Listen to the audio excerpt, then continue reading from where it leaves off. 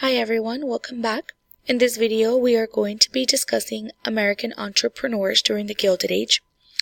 We are going to be analyzing the economic issues from the Gilded Age, such as the rise of entrepreneurship.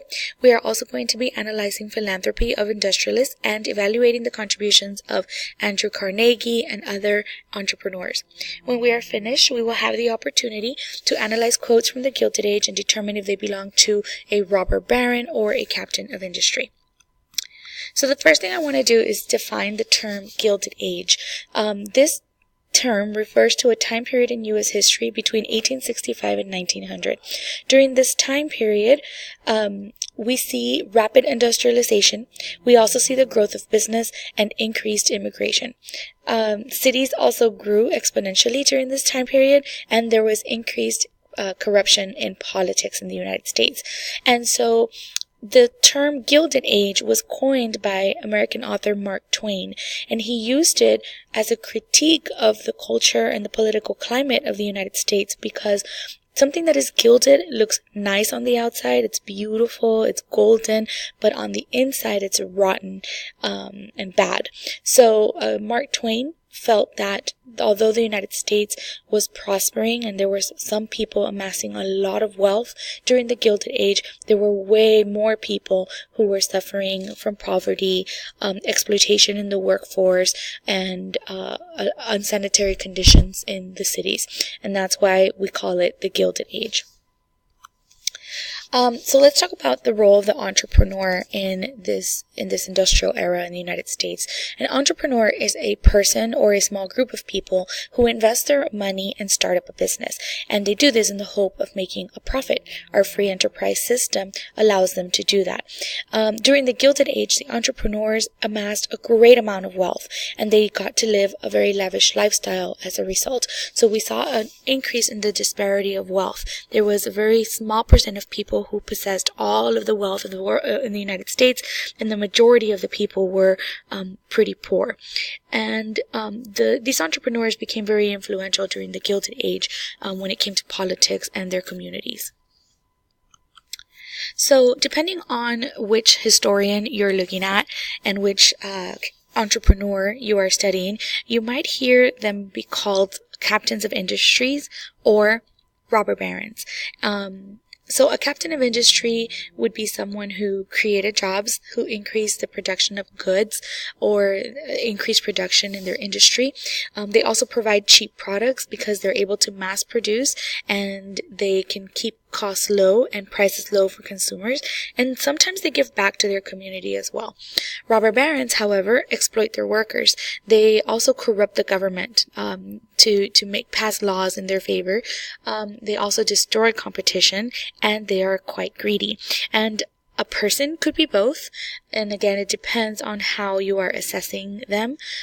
So we'll have an opportunity to look at some entrepreneurs who came to power during the Gilded Age, and you decide if you think that they're captains of industry or robber barons.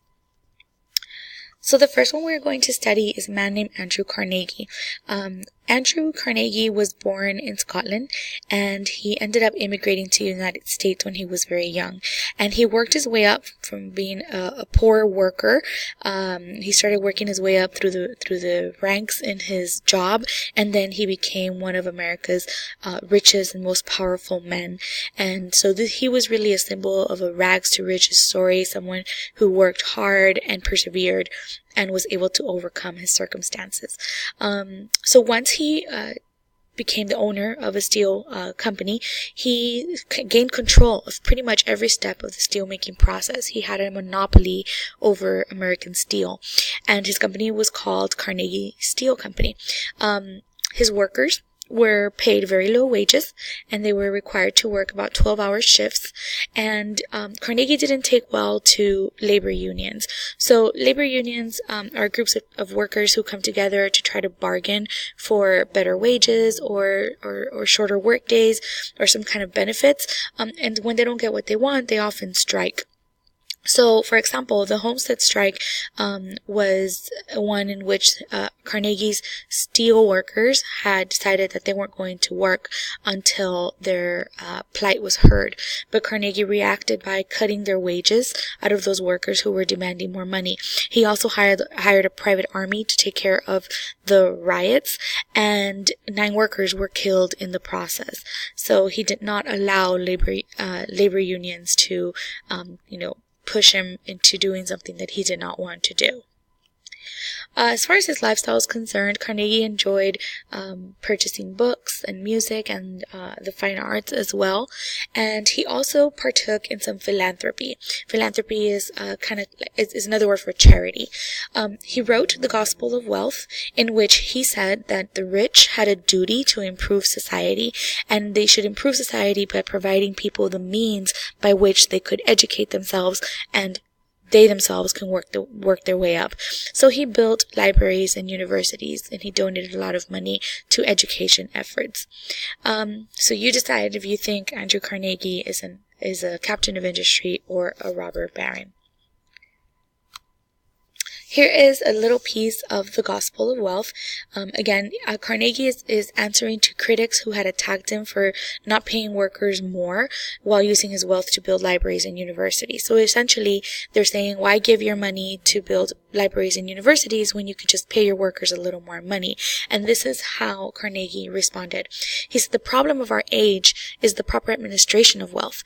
In bestowing charity, the main consideration should be to help those who will help themselves, to provide the means by which those who desire to improve may do so, to give those who desire to rise the aids by which they may rise.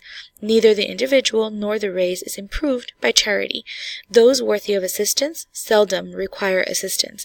The really valuable men never do.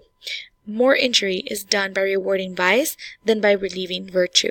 The best means of benefiting the community is to place within its reach the ladders on which the aspiring can rise, by which men are helped in body and mind. Their surplus wealth to the mass of their fellows is the form best calculated to do them lasting good. Here Carnegie is talking about why he would rather build libraries and universities than pay his workers more money, which he sees as a form of charity. So answer this question. According to Carnegie, what should the wealthy do with their money? How did Carnegie justify not giving his workers higher pay?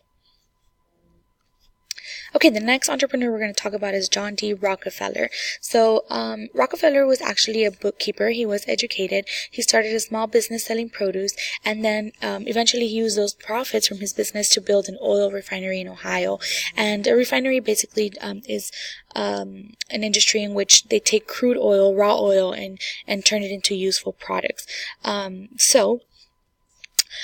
He started amassing his wealth when he formed the Standard Oil Company, and he controlled 90% of the U.S. oil industry, which was huge. The company became what we call a trust. And a trust means that different people own shares of the company, but Rockefeller controlled the largest portion of the shares, so he was the wealthiest man who owned the company. The company became a monopoly, which means that he had complete control over the supply of oil. So that means he wiped out the competition, and without competition, he could set whatever price he wanted, and he pretty much controlled the entire market. So as far as his workers were concerned, he did pay fair wages. He rewarded his employees with bonuses and vacations, so he did treat them pretty well. However, as far as competition is concerned, he forced railroads to give him a special rate and his competition higher rates, and that's how he was able to wipe out his competition, because he controlled the railroad prices. He was a very simple and frugal person. He didn't spend lavishly or show off his wealth. And as far as philanthropy is concerned, he donated to universities, and he also donated to organizations that set up free high schools. So another entrepreneur who decided that it was best to donate to education efforts. So you decide if you think Rockefeller is a robber baron or a captain of industry. Next is Henry Ford. So Henry Ford grew up on a farm, and he left home at 16 to become an apprentice machinist. He actually was supposed to be a farmer. His father wanted him to be a farmer, but he was always fascinated with machines, so he left home when he was a teenager and went to pursue his dream. He acquired his wealth by inventing the automobile, and he also created the assembly line. So assembly line is when in the factory each worker has a particular job, and that's all he does over and over and over, and that's how cars were built at the time in his factories. So somebody would work on the tires, somebody would work on the doors, somebody would work on the steering wheels, and so it was very easy and quick to build vehicles. And he founded the Ford Motor Company, which is a very profitable company that's still around today in the United States.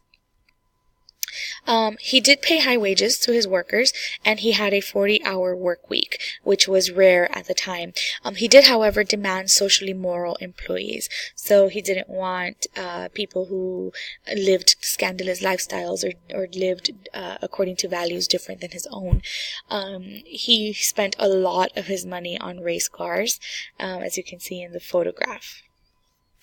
And as far as philanthropy is concerned, he created a museum, and he also helped build the Henry Ford Hospital in Detroit, Michigan, and he also paid for children's hospital bills. So, do you think that Henry Ford is a captain of industry or a robber baron? Now we have J.P. Morgan. So J.P. Morgan was a sickly child that was born into a very rich and influential family. He began his career at his father's company. He eventually acquired his wealth in the banking and steel industries. He used trusts, just like Rockefeller, to control American industry. And he did pay his workers very low wages, and they were exposed to unsafe working conditions in his factories. And he also used aggressive tactics to root out troublemakers. He didn't want anyone who was, starting trouble inside of his factory. So he would try to get them fired as soon as he could. He spent a lot of his money on art and on cigars and gems and yachts. His first house was built in Manhattan in New York City, and it was the first house to have electricity in all of New York City, which is the house that's pictured here, the Morgan House. Here are a few more images of the Morgan House. You can see a lot of art and ornate decorations. That was his office, and this is actually a coach that he had in a train. This is how he traveled when he was on train. And as far as philanthropy is concerned, he donated to libraries and to art museums. So do you think J.P. Morgan is a captain of industry or a robber baron? Lastly is Cornelius Vanderbilt. So Cornelius Vanderbilt quit school and began to work with his father, moving cargo on ferries between Staten Island and Manhattan. And then he eventually went into the railroad and shipping industries, and he controlled the Central Railroad Company. His workers, he employed thousands of them to build the Grand Central Terminal, so he created a lot of jobs. However, he paid very low wages and required them to work long hours. As far as his lifestyle is concerned, he built a yacht and toured Europe. He also had a mansion on Staten Island, and he built the Biltmore Estate as well. Here are a few images of his properties. These are museums now that people can go and tour and see them in person. This is the Biltmore Estate. That's the indoor pool at the Biltmore Estate. Okay, and Cornelius Vanderbilt donated $50,000 to the Church of Strangers, which is his wife's church, and then he donated $1 million to Central University, which eventually became Vanderbilt University, and that's about it. 95% of his money was left to his eldest son. He did not give away his wealth before he died. That brings us to the end of the lecture, and we'll do an activity where we get to look at some of the things that these captains of industries said, and you'll be able to evaluate their philanthropy and decide if they're captains of industries or robber barons. If you have any questions, bring them to class, and thanks for watching.